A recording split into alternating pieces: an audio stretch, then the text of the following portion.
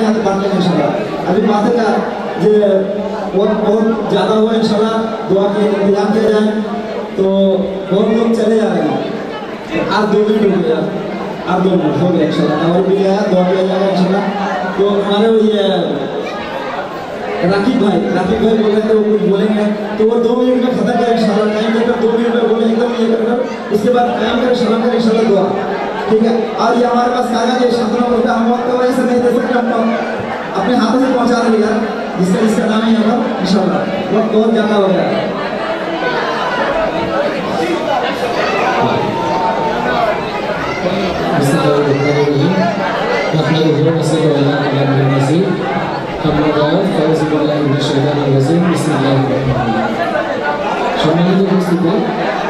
আসলে আমি এখানে ডাইসে বানানোর উদ্দেশ্য হচ্ছে যেহেতু ঈদে মিলাদুন নবী সাল্লাল্লাহু আলাইহি ওয়াসাল্লাম হামদনাথের অনুষ্ঠান, সেই সন্ধ্যা থেকে অদ্যবধি পর্যন্ত এখানে হামদনাথ কবিতা সহ বিভিন্ন বিষয় আলোচনা বা অনুষ্ঠানগুলো চলতেছে। আমি আপনাদের উদ্দেশ্যে জাস্ট একেবারে সংক্ষিপ্ত পরিসরে রাসূলুল্লাহ পাক সাল্লাল্লাহু আলাইহি ওয়াসাল্লামের শানে আমাদের ঈমানকে, আমাদের আকীদাকে মজবুত করার বিষয়ে আমি স্বল্প পরিসরে দুটো কথা বলবো।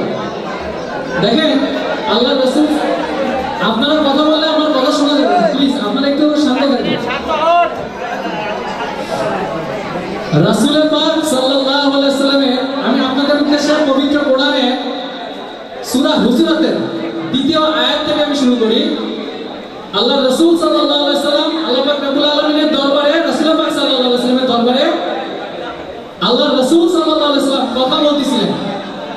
তো সেখানেও এরকম একটা পরিস্থিতি সৃষ্টি হয়েছে যে রাসূল পাক সাল্লাল্লাহু আলাইহি ওয়াসাল্লামের গলার ভয়েসের থেকে সাহাবা আজমাইনদের গলার শব্দ অনেক বেশি শোনা যাচ্ছিল। আল্লাহ পাক রব্বুল আলামিন এই ঘটনাটাকে পছন্দ করেনি যে তার হাবিব পাকের থেকে তার সাহাবা আজমাইনদের গলার কণ্ঠস্বর অনেক বেশি উঁচু হবে। আল্লাহ পাক রব্বুল আলামিন পবিত্র কোরআনের 49 নম্বর সূরা হুজুরাতের প্রথম 5 আয়াত নাযিল করলেন। সূরা হুজুরাতের 2য় আয়াত আল্লাহ পাক রব্বুল আলামিন বলতেছেন, সাবধান। কি বলতেছে আপনারা একটু খেয়াল করে শুনবেন। আল্লাহ পাক রব্বুল আলামিন ওয়াজ করতেছেন, সাবধান, তোমাদের গলার কণ্ঠস্বর যেন আমার হাবিব পাকের থেকে উঁচু না হয়ে যায়। কি না হয়ে যায়? উঁচু না হয়ে যায়। আল্লাহ এরপরে কি বলতেছে, যদি তোমাদের গলার কণ্ঠস্বর আমার হাবিব পাক রাসূল পাক সাল্লাল্লাহু আলাইহি ওয়াসাল্লামের থেকে উঁচু হয়ে যায়, আমি আল্লাহ তোমাদের জীবনের সমস্ত নেক আমল বরবাদ করে দেব। কি করব? সমস্ত নেক আমল বরবাদ করে দেব। সম্মানিত উপস্থিতি, আপনারা যারা এখানে উপস্থিত আছেন, আপনারা কি মনে প্রাণে বিশ্বাস করেন এটা দয়াল নবী রাসূল পাক সাল্লাল্লাহু আলাইহি ওয়াসাল্লামের শান এবং মানের অনুষ্ঠান? যদি আপনারা এটা মনে করে থাকেন যে এটা দয়াল নবী রাসূল পাক সাল্লাল্লাহু আলাইহি ওয়াসাল্লামের শান এবং মানের অনুষ্ঠান, রাসূল পাক সাল্লাল্লাহু আলাইহি ওয়াসাল্লামের সম্মানার্থে আপনাদের উচিত জবান বন্ধ রাখা এবং তার শানে অল্প হোক বেশি হোক আমি গুনাহগার, তার সম্পর্কে কথা বলার মতো কোনো যোগ্যতা আমার নাই। আমি চেষ্টা করব কিছু কথা বলার জন্য। আমি মনে করি দয়াল নবী রাসূল পাক সাল্লাল্লাহু আলাইহি ওয়াসাল্লামের সম্মানের দিকে তাকিয়ে হলেও আমি 2-4টা 5টা যে কথাগুলো বলবো ইনশাআল্লাহ আপনাদের উপকারে লাগবে। আচ্ছা, আপনারা প্রত্যেকেই জানেন যে আমাদের ইসলামের স্তম্ভ কয়টা?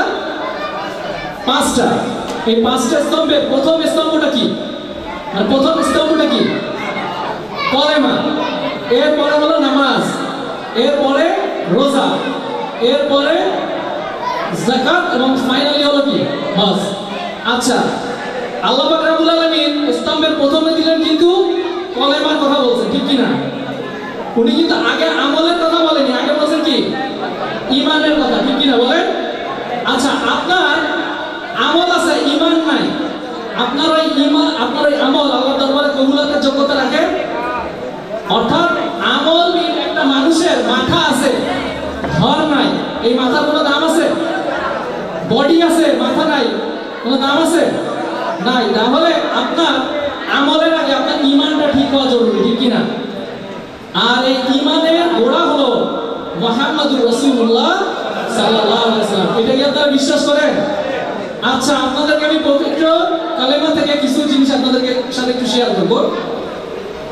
আমরা যে কালেমা তাইয়্যিবা পড়ি, ঈমানের ফার্স্ট অফ অল কি? আপনাকে কি কালেমা পড়তে হবে, ঠিক কি না? To be a Muslim first of all আপনাকে কি করতে হবে? কালেমা পড়তে হবে, নাকি? আপনারা যে কালেমাটা পড়েন কালেমা তাইয়্যিবা, কি পড়ে? লা ইলাহা ইল্লাল্লাহু মুহাম্মাদুর রাসূলুল্লাহ সাল্লাল্লাহু আলাইহি সাল্লাম। আচ্ছা, আমার কথা যদি বিশ্বাস না হয় আপনারা কালেমা তাইয়্যিবা এখনই দেখবেন। কালেমা তাইয়্যিবার মোট হরফ 24টা। কয়টা হরফ? 24টা। লা ইলাহা ইল্লাল্লাহ কয়টা হরফ? 12টা হরফ। কয়টা হরফ? 12টা হরফ। মুহাম্মাদুর রাসূলুল্লাহ সাল্লাল্লাহু আলাইহি সাল্লাম কয়টা হরফ? আচ্ছা, 12টা হরফ। তাহলে দেখে দিনে ঘন্টা কয়টা? 24। মানে এই কলেমার একটা সিগনিফিকেন্স, তাৎপর্যটা হচ্ছে তাহলে 12 ঘন্টা কার? লা ইলাহা ইল্লাল্লাহ 12 ঘন্টা কার? আল্লাহ। মুহাম্মাদুর রাসূলুল্লাহ কয় হরফ? 12 হরফ। তাহলে বাকি 12 ঘন্টা কার? রাসূলের। আমার কথা কি আপনারা বুঝতেছেন? আচ্ছা, নাম্বার 2, আপনারা অনেকে বলেন আসমাউল হুসনা। যেহেতু পাশ থেকে কমিটির লোকরা আমাকে বলেছে সংক্ষেপ করার জন্য, আমি সংক্ষেপে শেষ করব, দুটো কথা বলে শেষ করে দিব। আচ্ছা, আপনারা যেটা বলেন যে আমাদের ঈমানের যে বিষয়টা, আমরা দুটো কলেমার কথা বললাম, তাই কিনা? আমরা অনেকেই জানি আল্লাহ পাক রব্বুল আলামিন পবিত্র কোরআনে 99টা নাম আছে আসমাউল হুসনা, ঠিক কিনা? আপনারা আজকে জেনে রাখেন, আমার আল্লাহ পাক রব্বুল আলামিনের যতগুলো নাম আছে, আমার দয়াল নবী রাসূল পাক সাল্লাল্লাহু আলাইহি ওয়াসাল্লামেরও ঠিক ততগুলো নাম আছে। সুবহানাল্লাহ। যদি বলেন যে হোয়াট ইজ দ্য রেফারেন্স, এর রেফারেন্সটা কি? আমি আপনাদেরকে রেফারেন্স দিচ্ছি। দেখেন, পবিত্র কোরআনে যে সূরা না পড়লে নামাজ হয় না, সূরাতুল ফাতিহা, ঠিক কি না? আপনারা সূরা ফাতিহার ফার্স্ট ভার্স, প্রথম আয়াতটা কি? আলহামদুলিল্লাহি রাব্বিল আলামিন, সমস্ত প্রশংসা আল্লাহ, ঠিক কি না? রব্বুল আলামিনের, ঠিক কি না? আচ্ছা, এবার সূরা আম্বিয়া আয়াত নাম্বার 107, আল্লাহ পাক রব্বুল আলামিন ওয়াজ করতেছেন, বিসমিল্লাহির রহমানির রহিম, আমা আরসালনাকা ইল্লা রাহমাতাল লিল আলামিন। আল্লাহর নাম কি? রব্বুল আলামিন। আর দোস্তর নাম কি রাখছেন? রাহমাতাল লিল আলামিন। প্রমাণ কি পাইছে? আল্লাহ যে কয়টা নাম, তার হাবিব পাকেরও সেই কয়টা নাম। আমরা দেখেন সালাম দেই, মানুষদেরকে সালাম দেই না? আমরা কি বলি? আসসালামু আলাইকুম ওয়া রাহমাতুল্লাহ। দেখেন সারা পৃথিবীর মানুষকে আসসালামু আলাইকুম ওয়া রাহমাতুল্লাহ সালাম দেয়া যায়। যারা আপনারা কবরে যান, কবরস্থানে যান, পুরুষ মানুষ যারা আমরা যাই, আমরা ওখানে যা সালাম দেই কি? আসসালামু আলাইকুম ইয়া আহলাল কবর। তাহলে দেখা যাচ্ছে যে এখানেও কিন্তু সালামের ভেরিয়েশন আছে, ডিফারেন্স আছে, ঠিক কি না? আবার সারা পৃথিবীর মানুষকে যেভাবে সালাম দেয়া যায়, আমার নবীজি সাল্লাল্লাহু আলাইহি ওয়াসাল্লামকে কিন্তু সেভাবে সালাম দেয়া যায় না। নবীজিকে সালাম দিতে হবে কিভাবে? আসসালাতু ওয়াসসালামু আলাইকা ইয়া রাসূলুল্লাহ, আসসালাতু ওয়াসসালামু আলাইকা ইয়া হাবিবাল্লাহ, আসসালাতু ওয়াসসালামু আলাইকা ইয়া শাফিউল মুজনিবিন, আসসালাতু ওয়াসসালামু আলাইকা ইয়া রাহমাতাল লিল আলামিন, ঠিক কি না? তাহলে সারা দুনিয়ার মানুষের জন্য সিস্টেম একটা, আমার নবীজির জন্য সিস্টেম আরেকটা। আমি আর 1 মিনিট কথা বলবো, অনলি 1 মিনিট, আমি একটা কথা বলে শেষ করি। সালামের প্রশ্ন যখন আসলো, আমরা যদি কেউ নামাজরত অবস্থায় থাকি, আমাদেরকে যদি কেউ সালাম দেয় আর আমি নামাজরত অবস্থায় এই সালামের যদি জবাব দেই, আমার নামাজ কি থাকবে? আচ্ছা, কোনো মুরব্বী বা কোনো ভাই নামাজ পড়তেছেন, আমি যদি সালাম দেই, উনি যদি নামাজরত অবস্থায় আমার সালামের জবাব দেন, ওনার নামাজ কি হবে? হবে না। অথচ দেখেন নবীজি সাল্লাল্লাহু আলাইহি ওয়াসাল্লামকে যদি আপনি সালাম না দেন, আপনার নামাজই হবে না। সুবহানাল্লাহ। আপনি যদি বলেন যে দলিল কি, আপনার আত্তায়াতু পড়েন না? পড়েন, কি পড়েন? আত-তাহিয়াতু লিল্লাহি আস-সালাওয়াতু আত-তাইয়্যিবাতু আসসালামু আলাইকা ইয়া আইয়ুহান নবী। সুবহানাল্লাহ। তা আল্লাহ সিস্টেম রাখা, সারা দুনিয়ার মানুষকে নামাজে যদি সালাম দাও, তোমার নামাজ কি বাতিল হয়ে যাবে। আর আমার নবী পাককে যদি নামাজে দাঁড়ায় সালাম না দাও, তোমার নামাজই হবে না, ঠিক কি না?